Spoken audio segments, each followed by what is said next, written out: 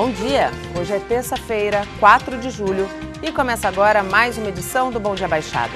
Eu sou Natalina Nini e vamos juntos até às 9 horas da manhã. No programa de hoje vamos falar sobre a superlotação no sistema carcerário, um problema que atinge diversas cidades da região. Dados da Secretaria da Administração Penitenciária mostram que as cadeias da Baixada têm capacidade para receber 5.242 presos. No entanto, hoje, juntas, somam 8.640 detentos. Para discutir o tema, eu recebo Matheus Guimarães Cury, vice-presidente da OAB Santos e membro do Conselho Penitenciário do Estado de São Paulo. Matheus, bom dia, seja muito bem-vindo ao nosso programa. Bom dia, Nathalie, obrigado pelo convite, é um prazer estar aqui. Um abraço também ao meu amigo, Dr. Armando de Matos Júnior, é um prazer. Muito obrigado. E também o advogado criminalista Armando de Matos Júnior. Doutor Armando, seja muito bem-vindo ao nosso programa, muito bom dia. Bom dia, Nathalie, é um prazer estar aqui ao seu lado e um prazer muito grande estar ao lado do meu colega, também criminalista, pessoa que luta da mesma forma como eu. Muito obrigado pelo convite. Nós é que agradecemos. E você que acompanha o Bom Dia Baixada, pode participar do nosso programa pelo nosso WhatsApp, que está aí na tela. Basta enviar sua mensagem de texto, sua pergunta. Se quiser gravar um vídeo para interagir com os nossos convidados, também pode. Numa cela onde cabem 3, somos 11 presos. Estamos no seguro.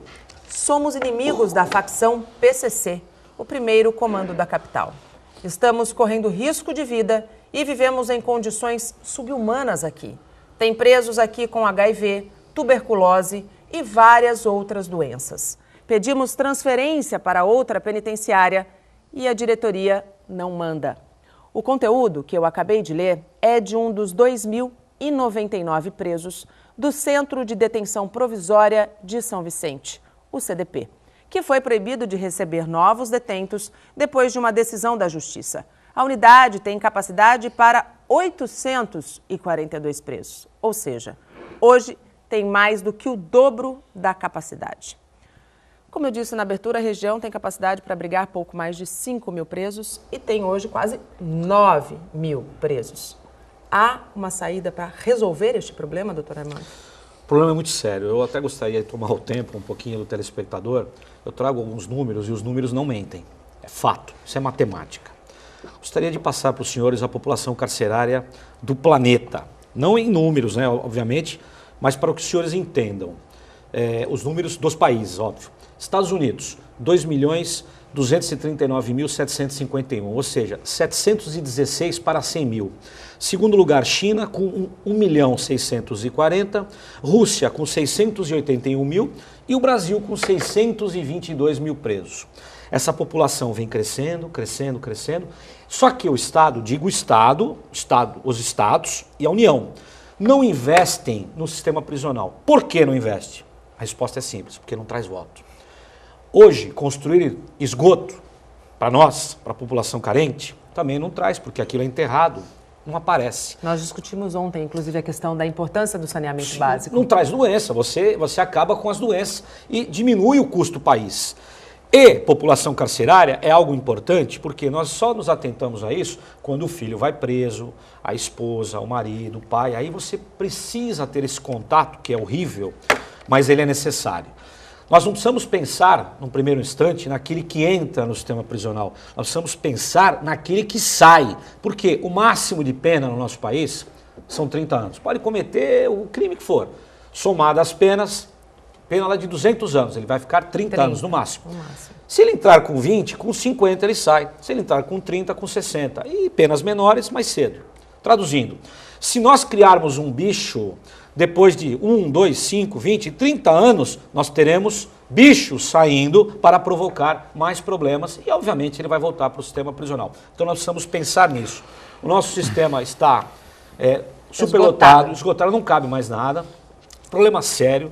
Nós aqui, em Santos, Estado de São Paulo, melhoramos muito nos últimos anos, mas não se aprimorou. Vou fazendo... outro fato que eu não sei se a população sabe, os presos provisórios até 1956 ficavam presos na cadeia velha de Santos. Sim. Era lá. Depois, em 56, construiu-se o prédio do Palácio da Polícia, na Avenida São Francisco. Os presos ficavam no 4º e no 5º andar. Depois desativaram, foram para o térreo. Depois desativaram, foram para o 3º. Desativaram, foram para o 5º DP. os presos provisórios. Os condenados vão para a penitenciária do Estado, que, se eu não me engano, começou a construção em 20, ficou pronta em 40 e implodida em 2002. Então o Estado joga dinheiro fora. Então é um problema sério, igual ao hospital. Se nós não investirmos, não pensarmos nisso, teremos problema.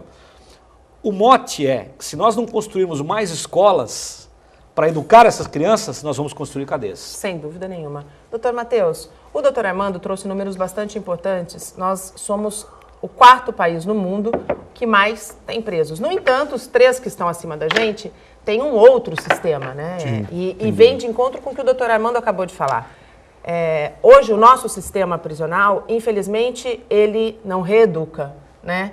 O preso entra violento e sai muito mais violento. Existe uma forma para a gente tentar acabar com esse problema? Sem dúvida, Nathalie. É importante se abrir esse espaço, porque a população precisa discutir um pouco mais sobre o sistema prisional. O doutor Armando falou muito bem. O máximo que se fica aqui é 30 anos. Graças a Deus nós não temos pena de morte nem prisão perpétua, senão as injustiças se aprimorariam ainda mais.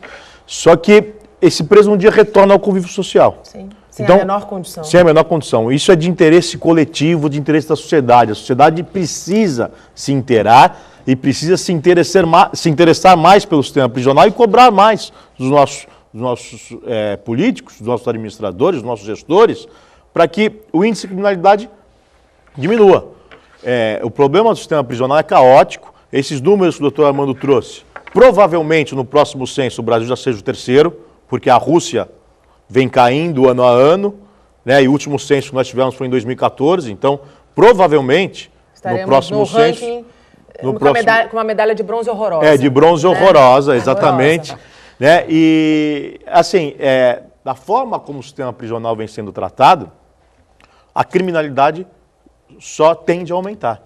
Isso porque o sistema prisional virou uma escola de criminosos, virou faculdade de criminosos, diria que às vezes até pós-graduação de criminosos. Exatamente. Né? Por quê? Porque nós temos o predomínio de uma facção criminosa. Isso é bastante importante, né? Hoje a gente sabe que no estado de São Paulo, quem domina os presídios é o PCC.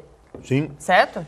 Isso domina por quê? Porque o Estado está ausente. Exatamente. É a mesma coisa na periferia. Na periferia, os criminosos tomam conta por absoluta ausência do Estado. O sistema prisional é igual.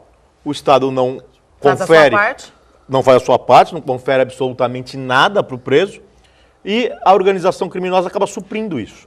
Então, imaginemos aqui um jovem de 18 anos que pratica o seu primeiro crime. Normalmente é roubo ou tráfico, porque quase 80% da população carcerária constitui roubo ou tráfico. Está ali, 37% roubo, 38% tráfico. Tráfico passou um pouquinho, mas somando dá quase 80% da população carcerária.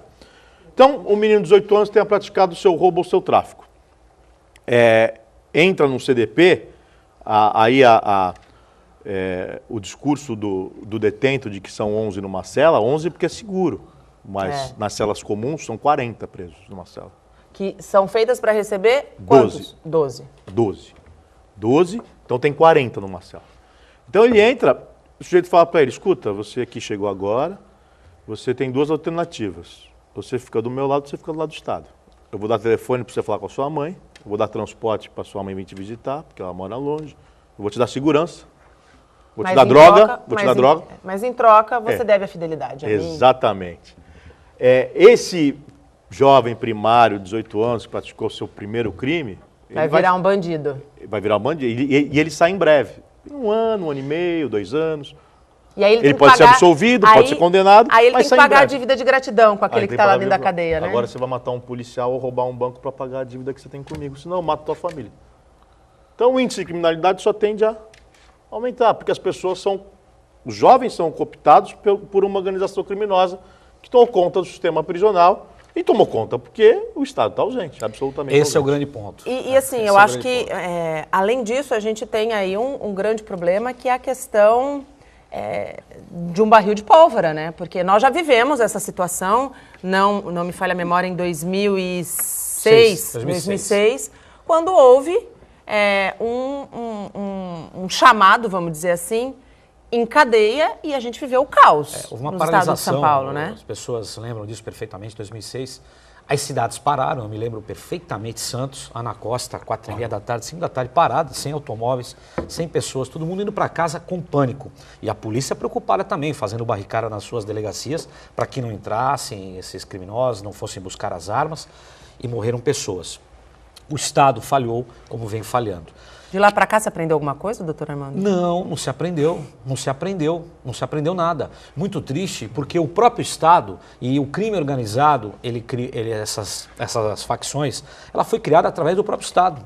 Sim. Na Ilha Grande, nos anos 70, eles colocavam presos políticos com presos comuns. Então, pessoas que pensavam, que conheciam de literatura, foram encarceradas ao lado de pessoas fortes, truculentas e violentas e corajosas. Criou-se ali o Comando Vermelho, nos anos 70. Depois trouxemos isso para o Estado de São Paulo, primeiro comando da capital, e outros. E o Estado não está tomando conta, poderemos chegar ao que aconteceu em outros países. Exemplo, as Farc, Hezbollah, IRA. Eu não estou brincando, essa turma está cada vez com mais dinheiro, porque estão roubando essas casas, essas empresas que detêm 60 milhões, 40 milhões, compram armamentos que o Exército não tem. E a polícia fica refém, impraticável você combater um homem que tem uma metralhadora, um fuzil, e a polícia você com 38. Com uma arma simples. Então o Estado não está gastando dinheiro, aí vem aquele problema, olha, é bom não falar, porque vem as eleições, e se nós levantarmos isso, precisa falar, precisa extirpar, precisa conversar, senão nós vamos ter problema nos próximos anos, nós, os nossos filhos e a sociedade, porque a polícia está acuada. A polícia está envelhecendo, digo a polícia civil, né? Que é a polícia que investiga. O quadro está diminuindo, as delegacias estão fechando e, na contramão, o crime crescendo. Está crescendo. Então, a equação... Não vai fechar. Não vai fechar, já não está fechando. Doutor Armando, não é só a situação de São Vicente, Praia Grande também tem um problema. Hoje, Mongaguá é manchete, né, nos principais jornais aqui da região. Com um índice de 67,3% a mais do que sua capacidade. E a Secretaria de Administração Penitenciária diz que opera na sua maior normalidade.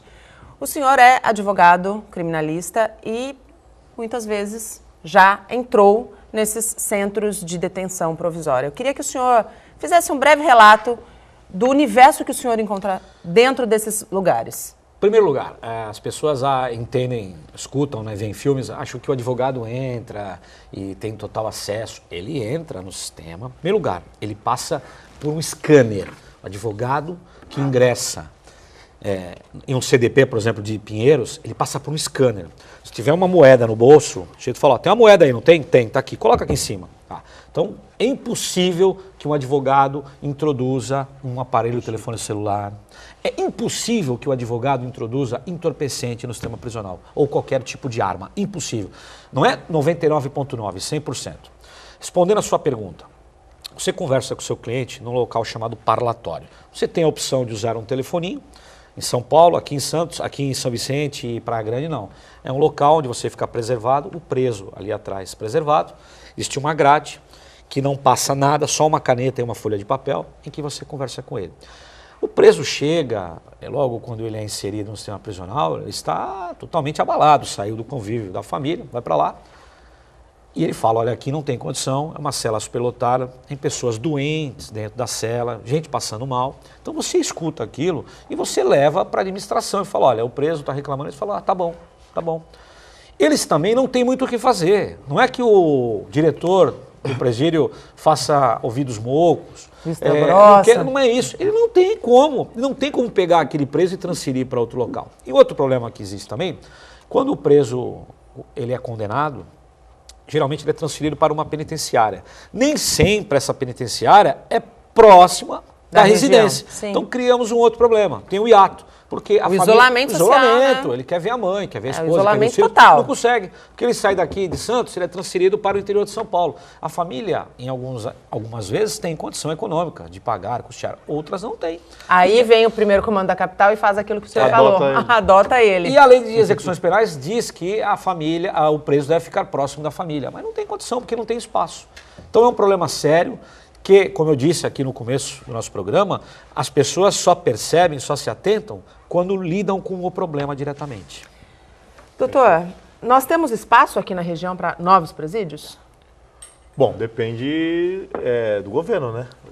O governo precisa áreas nós temos. Licitar. Áreas nós temos. Tem a área continental, que é enorme.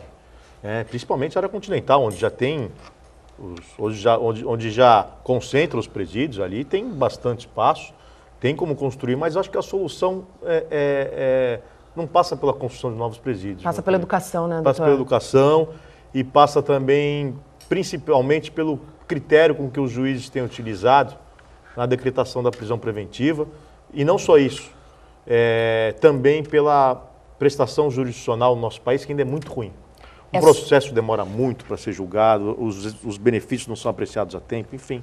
É sobre isso que a gente vai falar no próximo bloco. E seguimos e abrimos, o segundo bloco, falando sobre as balsas. O reajuste de quase 4% no valor da tarifa já está valendo.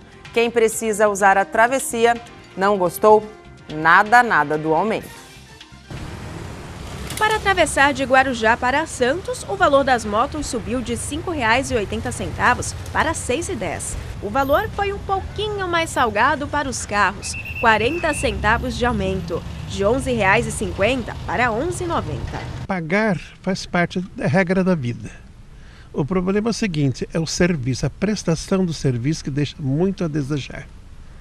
Eu já fiquei 45 minutos na fila, 2 horas da tarde, meio-dia, 1 hora, isso é inviável.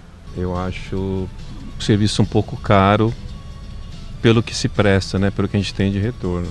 E assim parar, então às vezes você nem sente, né? Você vai ver depois na conta. Aqueles que realizam a travessia entre Guarujá, Bertioga, Jureia, Iguape, Cananéia e Ilha Comprida vão ter que pagar o mesmo reajuste, R$ 6,10 para motos e R$ 11,90 para carros. Esse aumento ele é anual, né? Ele é calculado pela Secretaria de Logística e Transportes e da Secretaria de Transportes Metropolitanos e ele acontece uma vez por ano com o ajuste aí da inflação do período anterior. Tem alguma melhoria prevista agora para o segundo semestre? O que está sendo feito para melhorar esse sistema de travessias? As melhorias já vêm desde o primeiro semestre, né? Nós entregamos o FB 26 totalmente reformado agora em maio. Estamos com o FB 27 e 28 também em reforma, que serão entregues agora no início do segundo semestre. E ainda no segundo semestre nós entraremos com a reforma de 2 ferryboats, o FB 21 e 24, todos desta mesma travessia. E não foi só a travessia de Balsas que subiu. Desde sábado também estão em vigor as novas tarifas de pedágio do sistema Anchieta Imigrantes, reajustados de acordo com o índice geral de preços do mercado dos últimos 12 meses, calculado em 1,57%. Os valores aumentaram 40 centavos nas 2 principais praças do sistema. Riacho Grande, quilômetro 31 da Via Anchieta, e Piratininga, quilômetro 32 da Imigrantes, onde passam a custar R$ 25,60. Na rodovia Padre Manuel da Nóbrega, a tarifa aumentou de R$ 6,80 para R$ 7,00. E na rodovia Cônego Domênico Rangoni, foi de R$ 11,80 para R$ 12,00. Sobre as balsas, é fácil resolver o problema. Falta vontade política para que a gente estabeleça logo e urgentemente um túnel, uma ligação seca e aí cobra-se pedágio. E voltamos a falar sobre a superlotação do sistema carcerário na Baixada Santista. Hoje comigo, Matheus Guimarães Cury, vice-presidente da OAB Santos e membro do Conselho Penitenciário do Estado de São Paulo, e o advogado criminalista Armando de Matos Júnior. Doutor Matheus, como que a OAB tem acompanhado essa situação da superlotação carcerária aqui na Baixada Santista? A OAB tem uma comissão estadual de política criminal e penitenciária que acompanha esses problemas de perto, né? Não é fácil, né? A única coisa que a OAB pode fazer é cobrar os nossos governantes, em tentar medidas quando há um abuso evidente, mas principalmente cobrar. A OAB tem feito. Tanto é que nós estamos em contato com a OAB São Paulo para montar uma comissão regional de política criminal e penitenciária, justamente para acompanhar esses problemas mais de perto. Regional por quê? Porque atinge toda a Baixada Santista. Sim. É um problema, os presídios estão concentrados em São Vicente e Praia Grande, né? Em Santos não tem presídios, mas nós precisamos de uma comissão regional porque os presos que habitam esses presídios naturalmente são da região, e os advogados que atendem os presos também, na sua maioria, são da região. A gente já tem uma pergunta no ponto, posso chamar? Não? Ainda não. Então vamos voltar aqui à nossa discussão central. Doutor Armando, quando a gente imagina que falta gente, né? A gente sabe que há uma deficiência dentro do sistema prisional, e a gente imagina uma superpopulação de presos, a gente imagina um barril de pólvora, né? Prestes a explodir. As pessoas que trabalham no sistema prisional também precisam de ajuda, né? Sim. Foi como eu disse aqui, as pessoas só percebem isso quando tem um parente. É interessante nós falarmos sobre esse assunto, porque as pessoas misturam a detenção provisória com aquele preso que já está condenado e cumprido pena. A situação é outra. O preso em uma penitenciária, ele tem a condição, em alguns estabelecimentos, de trabalhar. Então ele trabalha e ele consegue remir a sua pena. Cada 3 dias em que ele trabalha, ele diminui 1 de sua pena. Isso é maravilhoso. Primeiro que não cria ociosidade. Sim. A pessoa tem o que fazer, trabalha, dorme, não fica cavando túnel à noite, porque ele está cansado, o corpo cansado, ele vai dormir pensando no trabalho do dia seguinte, guarda um pouco de dinheiro para quando sair do sistema, levar dinheiro para sua família e mandar o dinheiro durante esse interregno. A prisão provisória, ela é diferente. O preso fica literalmente aguardando, sem ter o que fazer, o seu processo. Quando o processo é rápido, e rápido, não pensem que é como o filme americano, que começa hoje e termina amanhã. Qual é a rapidez e agilidade no nosso país? Nós falarmos em 6 meses hoje é maravilhoso. Maravilhoso. Nós acompanhamos processos em que as pessoas ficam presas 1 ano, 1 ano e 2 meses, 1 ano e meio, até 2 anos. Em que a pessoa aguarda o julgamento de primeiro grau.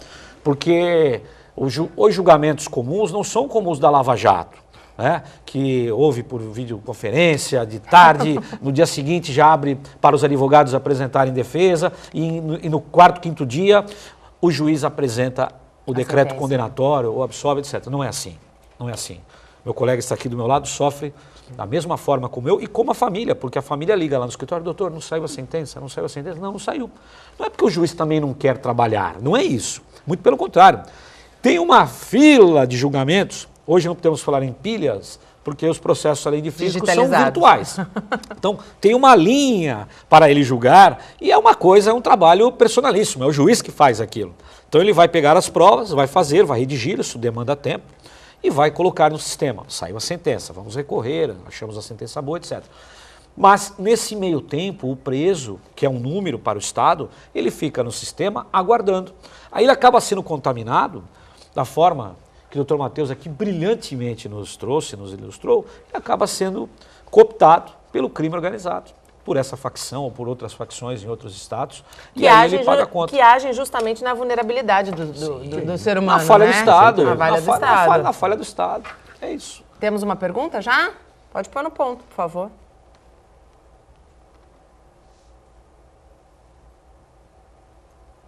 É a Marcela Araújo, de Praia Grande. A pergunta que ela faz é bastante curiosa. O que faz um advogado defender um criminoso? Geralmente, advogado criminalista, doutor, o senhor me corrija se eu estiver errado, só pega, vou usar um termo aqui, uma gíria, só pega a bucha, né? E aí, a população que está do outro lado fala, meu, aqueles crimes bárbaros, né? Aí pensa, como é que aquele advogado consegue defender esse criminoso? Vou responder aqui para a telespectadora e para a sociedade, a forma geral. Nós defendemos a lei, nós defendemos a pessoa que está sendo apontada em ter praticado um crime. Se fosse dessa forma que a telespectadora está apontando, informando, todas as pessoas que são processadas seriam condenadas e cumpririam pena. Várias pessoas que vão às barras dos tribunais, dos fóruns, acabam sendo absolvidas. Então, nem todas aquelas pessoas que são apontadas, são denunciadas pelo Ministério Público, são indiciadas por um delegado de polícia, presas em flagrante, vão chegar à condenação. E se chegar à condenação, nós vamos recorrer. É a nossa profissão. Da mesma forma que o defensor público, pago pelo Estado, e não é um salário baixo, é um salário alto, ele recebe do Estado para defender uma pessoa que não tem condição econômica de pagar um advogado. Como o médico que está num pronto-socorro e recepciona uma pessoa que foi alvejada pela polícia, um bandido, um criminoso. Jornalista que tem que ir. E o médico tem que fazer o seu mistério, a sua profissão de tentar salvar aquele indivíduo. Como jornalista que corre atrás de uma matéria e tem contato com um bandido, às vezes até um bandido contumaz, qualquer profissão. Então essa é a nossa profissão que nós escolhemos. Eu considero uma profissão muito bonita, muito digna, porque a sociedade vai atrás do profissional quando o seu filho está preso, quando o marido vai preso, quando a mãe vai presa. E isso acontece a miúde. Imagina só um cidadão de bem que é pego em uma blitz da polícia e a quantidade de álcool no seu sangue é elevadíssima, ela não tem direito a pagar fiança, ela vai para a cadeia. Ou tem direito, mas não tem o dinheiro, vai para a cadeia.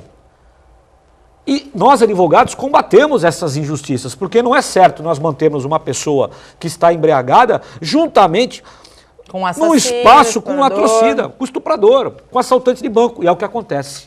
Então a nossa profissão é muito digna, muito bonita, deve ser respeitada, como ela é respeitada quando as pessoas nos procuram. Essa é a resposta. A justiça ainda ela é muito lenta, né, doutor? Eu acho que essa falta de celeridade também contribui para essa superlotação. Não tenha dúvida, Nathalie. A prestação jurisdicional, e aí não é uma crítica, evidentemente, aos juízes, mas ao sistema, né? A prestação jurisdicional ela é ruim do início ao fim. Ela é ruim desde a fase de investigação, porque os crimes eles são apurados por amostragem. Lamentavelmente, o que se vê hoje nos presídios são dependentes químicos que o Estado está varrendo para dentro dos presídios. Porque se você pegar o índice de crimes praticados, o índice de... quando você percebe o índice de resolução desses crimes, é mínimo. As pessoas são presas quando estão expostas, são presas em flagrante delito. 90% das prisões são em flagrante delito.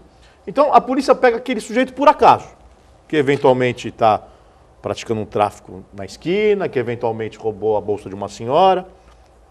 Todos esses crimes, a maioria deles, muitos são decorrentes da dependência química. Da dependência química. Do Então, crack, especialmente. Como não tem investigação, são poucos os processos, são poucas as prisões por investigação, a polícia acaba prendendo por amostragem, acaba prendendo aquele que está exposto na rua. Quem é que está exposto na rua? É o pobre, o dependente químico, porque se já tem uma condição financeira, não está tão exposto assim, né? Está no colégio particular, está no carro particular, está na escola particular, está no hospital particular, está no clube, está na boate, né? A diversão do preso é na rua, o transporte é na rua, né? Do pobre, perdão, na rua, o transporte na rua, então as pessoas estão expostas. Então, primeiro, prende-se a população muito pobre e prende-se por amostragem. Já começa daí, os grandes crimes não são apurados, né? E quando chega no judiciário, a prestação jurisdicional é muito lenta, demorada, não há justificativa para um processo demorar 2 anos, um processo pequeno, de 2 réus, com 5 testemunhas, não pode demorar tanto tempo, 1 ano, que seja 6 meses, que seria a maravilha, né? Sejam 6 meses, não pode durar tanto tempo.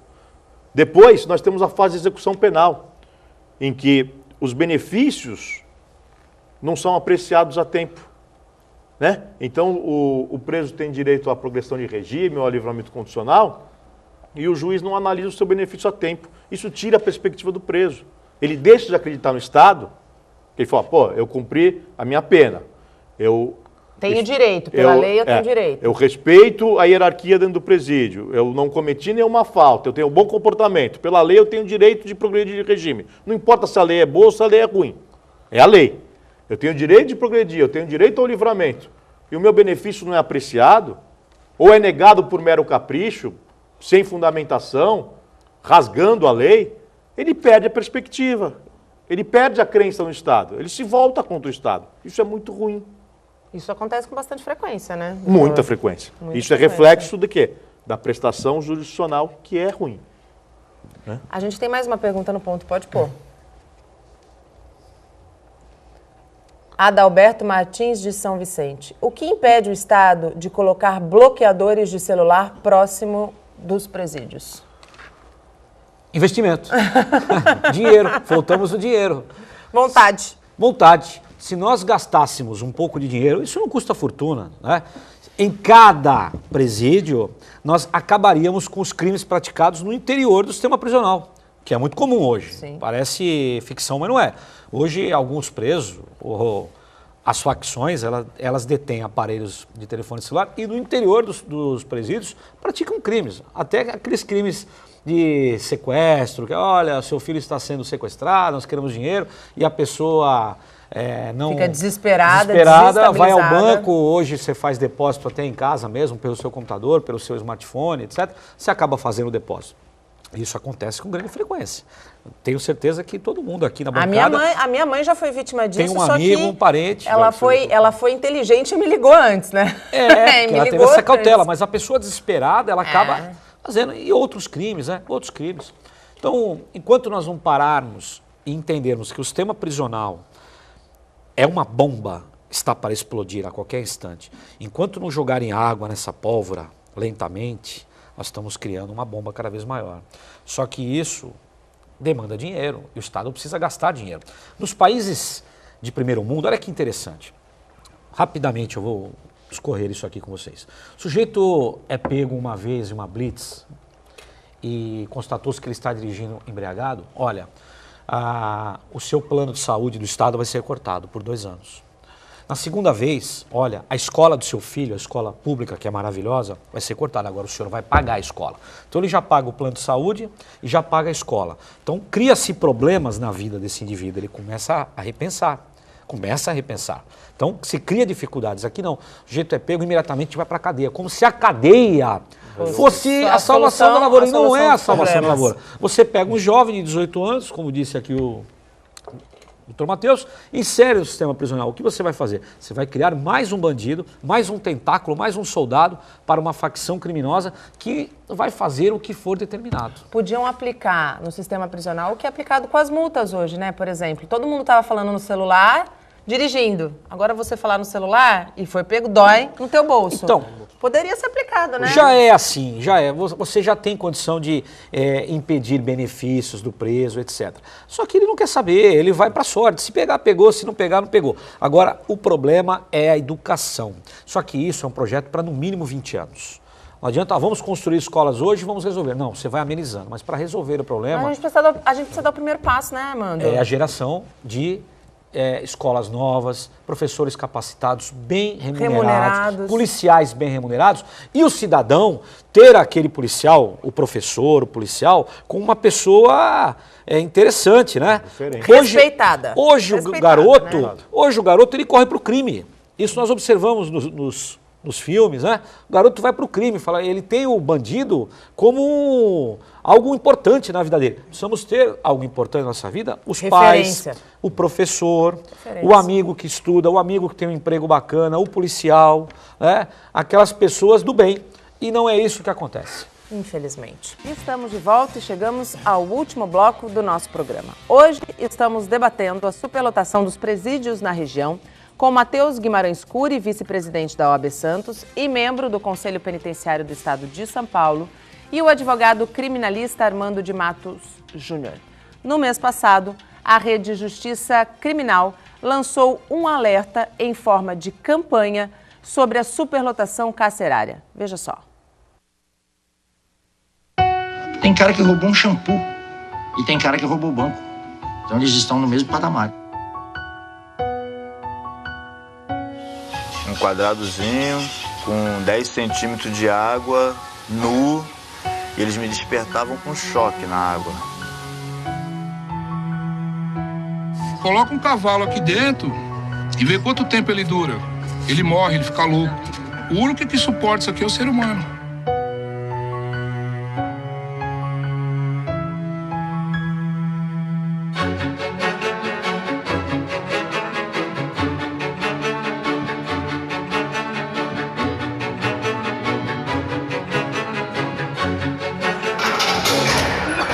Aleluia, aqui alguém aqui, ó, se eu ver, por favor, lá.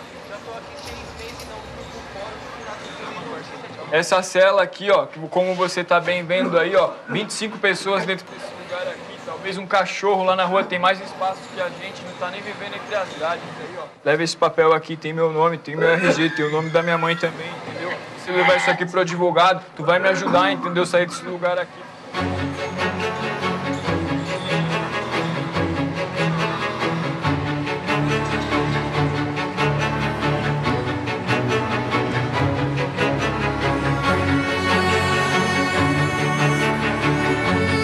Eu vivi mesmo no sistema prisional, né? Mais de 4 anos da minha vida. Eu tô assim, sabe? Tipo, tremendo, porque desperta uma reação. Lamentavelmente, me faz chorar, cara, porque é muito doloroso. Eu sei que o que eles estão passando lá dentro.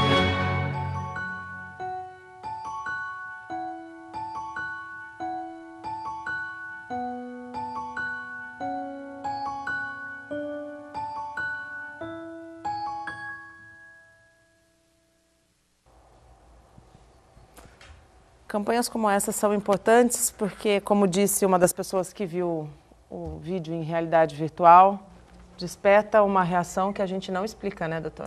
Sim, é muito chocante nós observarmos isso.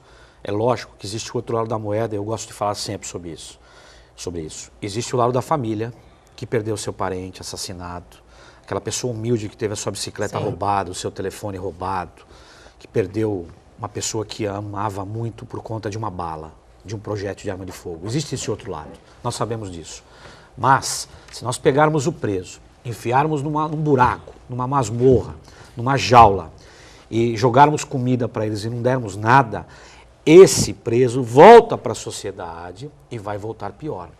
Precisamos educar essas pessoas. Como é que se faz isso? Gastando dinheiro. Equipando os presídios, os que já existem, dando ali uma forma do preso trabalhar, fazer alguma coisa, se tornar um funileiro, um pedreiro, um carpinteiro, mexer com pintura automotiva, alguma coisa. Ele precisa sair do presídio com pronto alguma para se profissão, ressocializar, né? estudar, dar a oportunidade dele cumprir ali a sua carga horária, sair com o ensino médio, o ensino fundamental, que ele não teve oportunidade na rua, para melhorar um pouco a vida dessa pessoa. Enquanto nós pensarmos no preso, como nós tínhamos antigamente a carrocinha, lembra disso? Lembro. Que recolhia os cachorros, levavam para um abrigo e os cachorros depois... Eram mortos. Exatamente. Eram sacrificados. É isso. Virava sabão, né? Virava sabão. É a história que contavam para nós. Se a sociedade quiser isso, muito cuidado. Muito cuidado.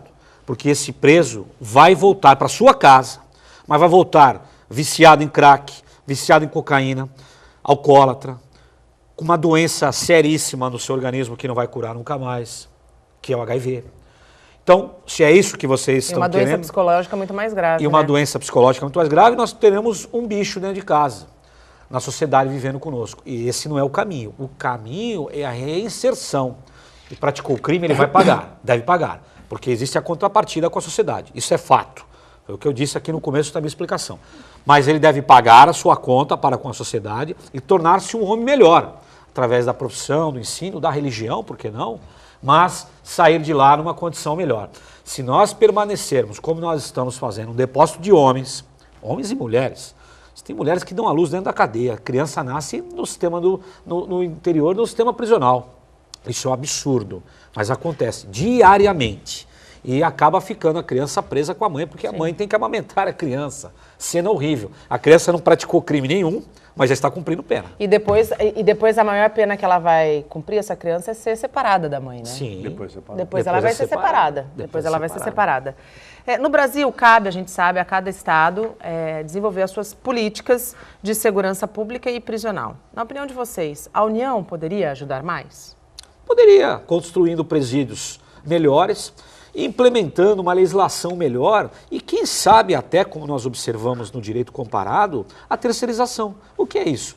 Nós pegarmos uma empresa, pagarmos a empresa e ela cuidar dos presos. Já que o Estado não tem condição de fazer isso, porque não tem habilidade para tal, porque é feito através de concurso público. Às vezes aquela pessoa que trabalha no sistema prisional, ela não tem capacidade.